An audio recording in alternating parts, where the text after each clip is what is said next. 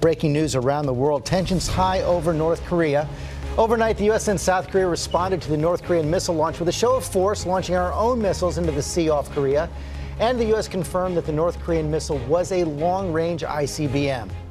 President Trump leaves this morning for his G20 summit with world leaders. Ahead of that, he's going to stop in Poland. The White House says he will deliver a major speech there tomorrow. And on Friday, his first meeting with Russian President Vladimir Putin. The big question, will Trump confront Putin over Russian interference in our presidential election? We're going to have more on that ahead. First, the escalating crisis with North Korea and our chief global affairs anchor, Martha Raddatz. Good morning, Martha. Good morning, George. A very strong statement this morning from the top American commander in South Korea, saying that self-restraint is the only thing keeping the U.S. and South Korea from going to war with North Korea after its breakthrough missile launch. Overnight, the U.S. and South Korea responding with a show of military power. A volley of short-range missiles fired into the waters off the east coast of the Korean peninsula. That coming just hours after North Korea successfully test-launched a two-stage intercontinental ballistic missile that could potentially reach Alaska. A major breakthrough for a country that has long sought a missile to directly threaten the U.S.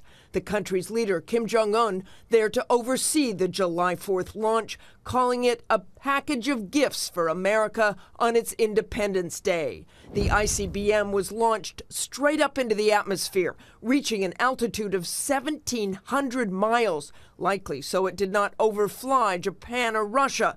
But if the North Koreans angled the trajectory for distance instead of height, experts say the missile could travel well over 4,000 miles, not just in range of Alaska, but very close to the U.S. mainland.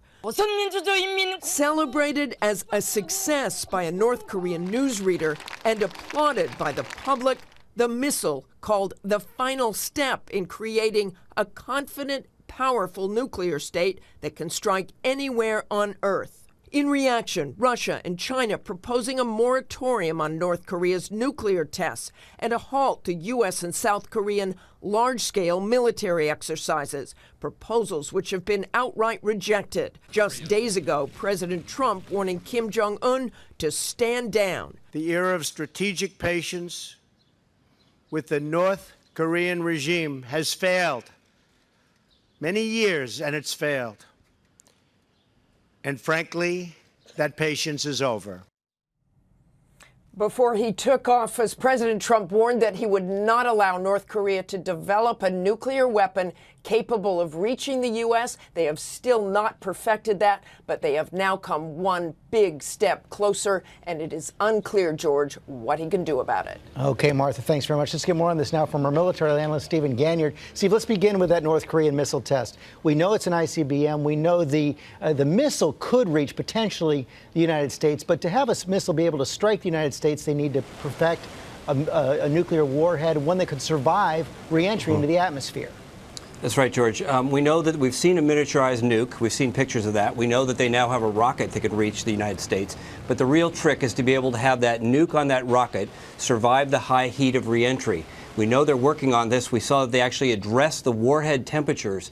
So when does this happen? A year, 2 years, maybe 3. But we need to remember we have consistently underestimated the progress of the North Korean program. Right. They have been moving relatively quickly, and we have relatively few options to stop it.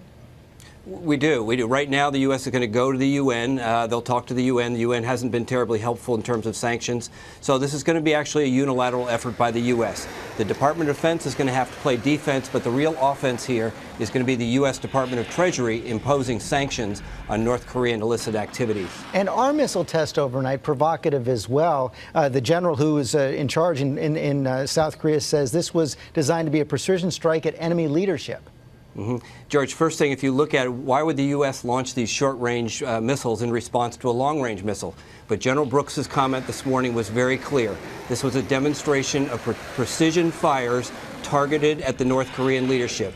Kim Jong-un needs to remember that he is target number one in the event of hostilities.